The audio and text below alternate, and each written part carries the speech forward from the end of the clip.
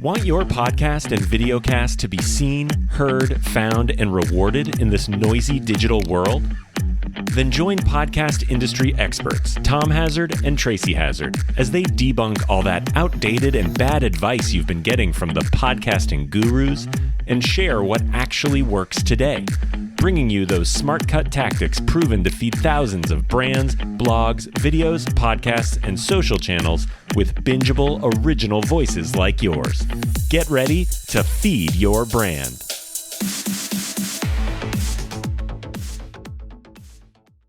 Hey everyone, welcome to Feed Your Brand. I'm Tom Hazard along with my co-host Tracy, and today we're going to talk about the playbook for managing a PR crisis and emerging stronger from it. And I have to tell you, we have seen many others deal with some serious PR crises in the past.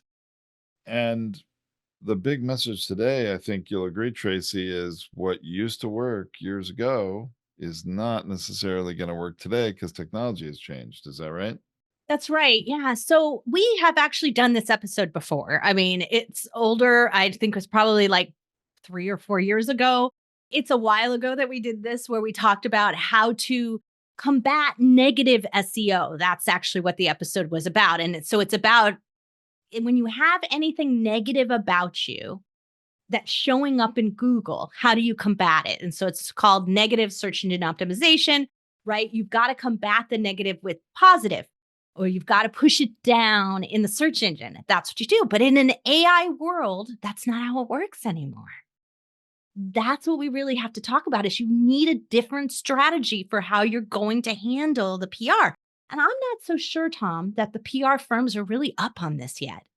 I don't know if they're aware of the reality of how this is changing their entire industry of PR, really. I mean, honestly, they should be, but I agree. I think there's so much sneaking up on them because of the advancement of technology. And we know some people that have PR agencies who have been very skilled at pushing down negative stories. And the way they used to do it, it just doesn't work today. But there is a method that does. Yeah. So let's talk about the way it used to work. Okay. Used to work that if you had a bunch of negative stories. So let's say you had Acme Business. Okay. Because I'm not going to pick on anyone. Real estate Acme Business. I'll pick the real estate because there's a lot of that. Fraud. And somebody typed that in and there was any story about you that would come up because Google and the SEO rankings is based on relevance.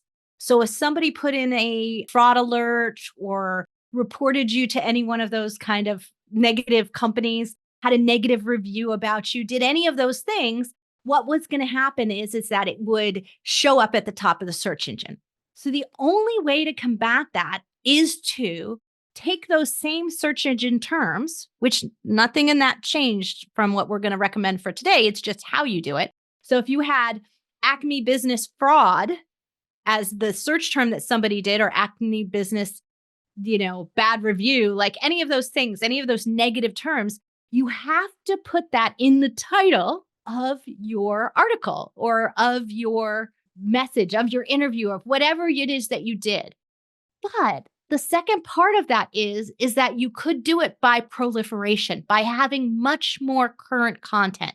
So if you'd started a podcast, your content, because it's first person, would push down all those other things until they became no longer relevant because you just had so much new content.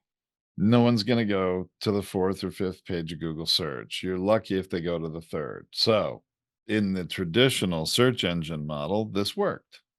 So a PR crisis firm, any firm handling PR crisis, they would go out and they would get you tons of interviews and they would recommend you wrote tons of blogs or did tons of podcasts or videos, all of those things. And so they would do that. And I think the number, if I remember right, was somewhere around 50. You'd need to do about 50 to push it down enough. And that would work. Now, some of them, not every one of them, but at some point in those conversations, in those articles, you had to deal with the bad review, the fraud. You had to address those keywords so that they would show up somewhere in the conversation or somewhere in the article. But you could flip it. and you could, spin it so that it was positive, right? And you wanted to do that. You didn't have to do that in all 50, but you had to do it in at least, I'd say about 20% of it. You needed to actual comment on the words that you were showing up for negatively. Now it's a little bit heftier. And I think, Tom, we probably need to explain how AI is working to understand the difference. So search engine ranking was based on relevance and authority. So relevance meant if I typed in, I was looking for your company's name and I was looking for any fraud alert or any fraudulent information or crime or history or anything like that. It wants to give me what I'm looking for. It wants to bring that to the top because that's actually the relevant terms. So it's looking for that phrase, but it also is looking for that phrase in the most current information because that's also what relevance means. It's more current than something that would be 2 years old or a year old or even 3 months old.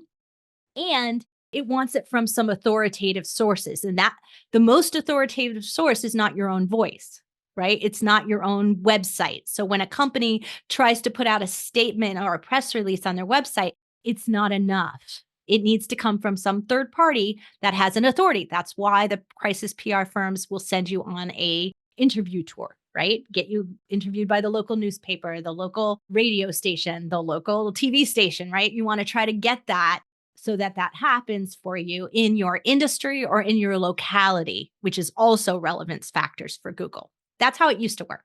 Anything you want to add, Tom? No, I mean, I think you really nailed it. I mean, all those factors, the chronological order of posts, which you mentioned, the timeliness, the most current of it, was a much bigger factor than it is in the world of AI search today. And as these tools are getting so rapidly and widely adopted, it is truly changing the game. And it means the tactics for dealing with this have changed. But you can still, the good news is for all you podcasters out there, or all you people wanting to be a guest on more podcasts, going on podcasts and getting that content published out there is still an excellent way to do it, but your strategy has to adjust a little. Right. And that's why most PR firms would send you on radio interviews, TV interviews, those kinds of things, because they know that voice matters, right? So that they know when you're getting a human interview, it's getting a higher authority ranking because someone didn't write that. It's not spin, right? Or it's not AI written. They have more confidence in the truth of it in a voice model. Maybe it's true, maybe it's not, but that's the belief system and that's the authoritative ranking of those things. So we still want to have those. That's critically important to it.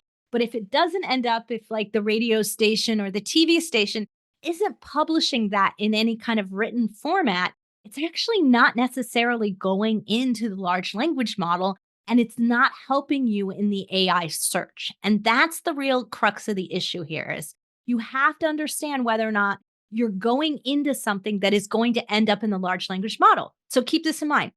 Let's say I had a really big problem in my business and I went to go be interviewed by the New York Times. The New York Times is highly authoritative, right? However, the New York Times refuses to participate in the large language model because their information is copyrighted. So they don't allow the large language model, the AI, to search it and utilize it to inform its decisions. So there is no way my information is and anything that I've done to combat that is going to end up in the large language model. So I want to do that because from a human perspective, somebody might weigh that New York Times as being critically important, Wall Street Journal, whatever newspapers you guys read. I'm from outside New York, so New York Times was it in my family. But whatever that nice authoritative paper in your industry, in your niche, or in the overall marketplace, based on the people you want to do, you need to have that perceived value of that somewhere. But you also have to have something that's going to end up in the large language model.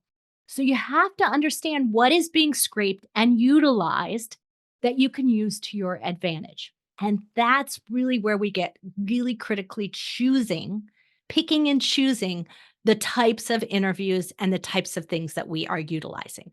So a publication may no longer be, and I'm going to say that because there are some that are participating, but a publication may no longer be the best option to combat this in an AI search world. So what would be the best things to be in for that AI search world, Tracy, to be in alignment with it?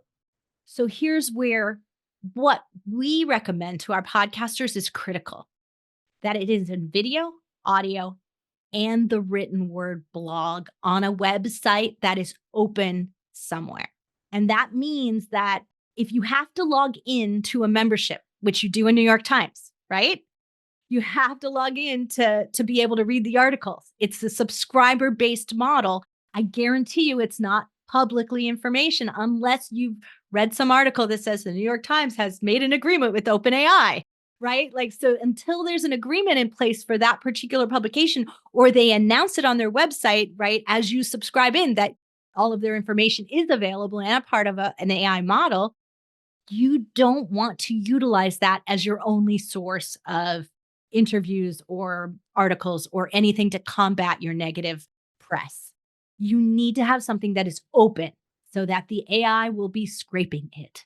The next part of what you need to do is making sure. So, like I said, video, audio, and blog, because we do want all of those because they are being scraped separately. So, YouTube is being utilized. There are lots of audio channels that are being utilized, and it is public information. It is being scraped by a lot of AI. No guarantees it's going to happen and it's going to get in the system, but it's more likely to. But I can guarantee you, if you've got an open blog, it is being scraped and it'll end up in a large language model somewhere. But the next step is you have to have people commenting on it on places like Reddit and X, Twitter, Facebook, LinkedIn. You need people commenting and linking back to that article and source because those conversations are being scraped. And if you have more conversations going on that side saying, oh my gosh, I read this article about, fraud thing that happened to such and such real estate company, and it's not true. Like, or they appealed and they won their court case, right? Anything like that you can do where their conversation is spinning it to giving most relevant current information, the things that are relevant, and linking to that source data and information, that is going to be essential in creating that. So not only do you have to get the articles and the information planted and put out there, seeded out there, you have to get it growing. You have to water it with conversation. And the more authoritative that conversation, the better off it is. So if you're trying to combat real estate fraud, right, or real estate complaints, because can't guarantee you a lot of those lawsuits and everything end up with a bunch of complaints that happen, right? We've seen this happen to clients before, right? Tons of complaints that happen. They have no actual legal merit. There's no legal filings. There's none of those things that an AI would search. Now, if there is, you definitely want to refer to those. So if you had the case was dismissed or it was overturned on appeal, you absolutely need to connect that to whatever your conversation, article, whatever that is, because that's a government or public document. And that is definitely in the large language model. So connecting that up and making sure it comes to the top and people know about that, the AI needs to know about that. So making those connections are happening. But if the next thing you're doing is that you get somebody who's in the real estate niche, who converses a lot, influences a lot of people in the real estate niche, and they're conversing with you about you on Reddit or X or Facebook or Instagram or LinkedIn, then you're going to raise that value of your information higher in the AI model.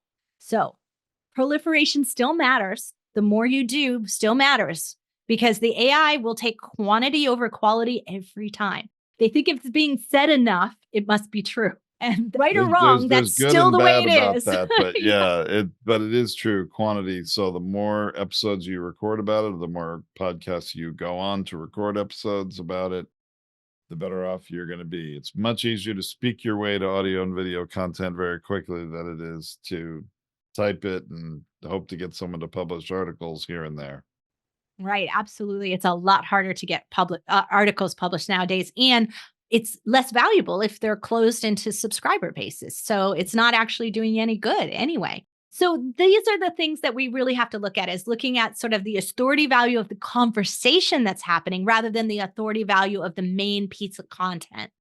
But anything that is authoritative, such as a government document or anything that is open, like a podcast episodes, if you've got a blog on all your podcasts, that host is the host you want to go to and be interviewed by, right? You want to go on there and have a conversation with them. But even if they don't have their own show and you've got a real estate influencer, having them converse with you on your show and then having them publish comments about the conversation, that would be really good as well. So those types of things still make the connection between someone more authoritative and you. And so it has a perceived value in the large language model, but it has a perceived value in the marketplace as well. So it's good for you either way. Anything else, Tom, that we should really talk about in this? I mean, I think getting a good team together is also essential. A good team, absolutely, because I mean, it's a lot of work to do all this yourself, right? It's almost impossible. That's what I hear from the people who are trying to do this on a DIY situation. Doing it yourself here is just not possible. In today's world, normally I would just say, hey, go see a crisis PR expert.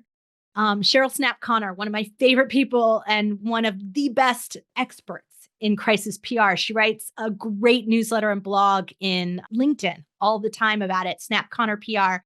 She's just amazing. Cheryl Snap is just amazing. And she knows a ton about how to do this at a micro level. But in addition to the great things that she does, you also need to bring in either a podcast booking expert, because you need somebody who can really look at the right types of podcasts. And if they're doing it in this blanket format where they're just sending out like as many invitations to as many people as possible, they're just subbing it out to some assistant or some bot, don't do it. Use someone who actually is creating a relationship and do spend more money on that. Tom, who do we recommend? Who have we done a lot of business with? What's the group out of Rhode Island that do such a great job for podcast booking, concierge Oh, podcast booking? Interview Connections. Yeah, Interview Connections over there. Jessica is just amazing. Like, it's just so good over there. They do a great job. Do someone who has relationships and connections. They're not just phoning it in, sending out mass emails. You could do that yourself and it will be it will be unsuccessful at the end of the day for what you need to do in this kind of intense situation and need. So get yourself a podcast booking agent, get yourself a PR firm, and then get yourself someone who can advise you on the AI side of things. Really looking at and evaluating all the options of what the PR firm and the guest booking service brings you. Look at both of those together and critically look at them from an AI perspective. And then choosing your time wisely. Because if you're going to have to do 40 to 50 interviews like mass all at once, make sure you're doing the ones that are going to matter at the end of the day, because that is going to be an intense period of time for you. And you may have to talk about something uncomfortable that you don't want to talk about. So you might as well do it with effective sources. And then the most important thing I think we need to stress, Tom, is that the sooner you do it, the better. The longer you wait to fix something negative, the harder it is to fix. No question. You're just delaying. Actually, you're either going to lengthen the amount of pain that you're feeling from this crisis PR situation. And the sooner you get started putting out more positive content, telling your story instead of letting other people sort of, tell your story for you and, cast you in a certain way, the sooner you're going to get to where you need to be to recover from whatever this, crisis is. So, yeah, just get out there and start doing it. And even though as you go along, you may find better shows to be on, better ways to do it, ways to be more efficient at it, whatever. Make improvements as you go, but don't sit in this area of permanent potential trying to get it perfect before you get started. Just get started. Then you'll make improvements as you go. Absolutely. The more content and the more relevant, and soon you put that out to the original negative piece or the negative event, if it was an event, the sooner you do that, the better. The longer you wait, the harder it is. Unfortunately, you've got to step through the crap. You've got to do it. You got to go into it, step into it, dive headfirst into it. It's going to be painful, but that's how you have to do this and to get through it in this modern tech world. You really do. Yeah. The last piece I want to leave you all with is that If you are in some kind of legal trouble or potential legal trouble, you must have a legal expert on your team, because the last thing you want is for you to say something that harms an appeal or harms your ability or then gets you into hot water and makes it so that you do get indicted or something like that, right? So we make sure that if you're in that kind of situation, that this isn't just some bad review on your company, that you are protecting yourself and you have a legal representation on your team. Yeah, that's sort of the don't sue Tom and Tracy for this advice. We're not lawyers, but we certainly have a lot of experience. And you don't need to be a lawyer necessarily to do this, but we're letting you know if you're treading in areas where you might have some legal jeopardy, depending on what you say, you better consult an attorney and make sure you understand what you can or what you should or shouldn't say according to your attorney's opinion, really.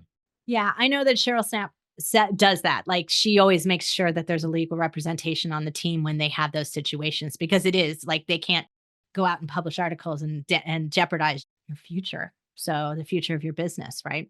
So that's it. That's all we got today on this subject. I think that it's critically important that we really make sure we never know when something like this is going to happen in our business. So us putting this out there for you, this is a reference for whenever it happens.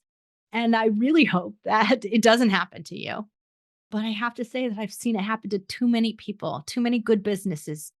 You know, you get a massive complaint and it takes down your business. You get a disgruntled employee. That is the number one thing Cheryl Snapp always says, the disgruntled employee and a family member. Those two people will ruin your business. It's pretty sad, but that's what will happen. Somebody you trust will take it down. Wow. Yeah. Most of the problems that come from that come from those two sources. Disgruntled, obviously, client or something, investor client. That will be the third one. But typically Or disgruntled employee, I think, too. If a you have disgruntled employee, employees. I said that first. Oh, I'm sorry. I thought I missed that Yeah. part. Disgruntled employee, family member, like usually it's like a divorce dispute or something, things like that. And then the third is a client or customer or whatever it is, investor, if you were in that kind of business. I mean, look, Elizabeth Holmes got taken down by a bunch of investors who complained. Mm-hmm. We know someone personally who that happened to as well and is in jail right now.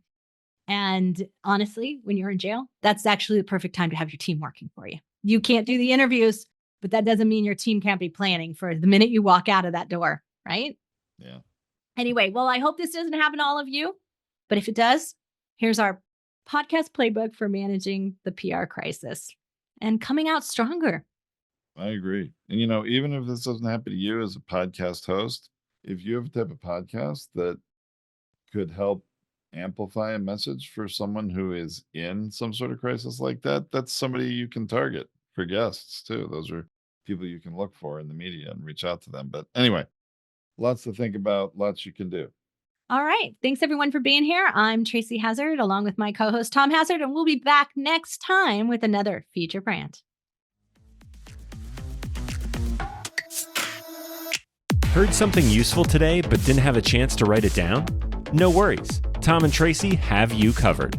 Head to podetize.com where you can get free tips, resources, advanced masterclasses, and launch boot camps. While you're there, book a free audit to find out how your podcast scores against the competitors and what you can do about it. Last thing, don't forget to follow Podetize, Tracy Hazard, and Tom Hazard on social so you can ask questions during their next live stream.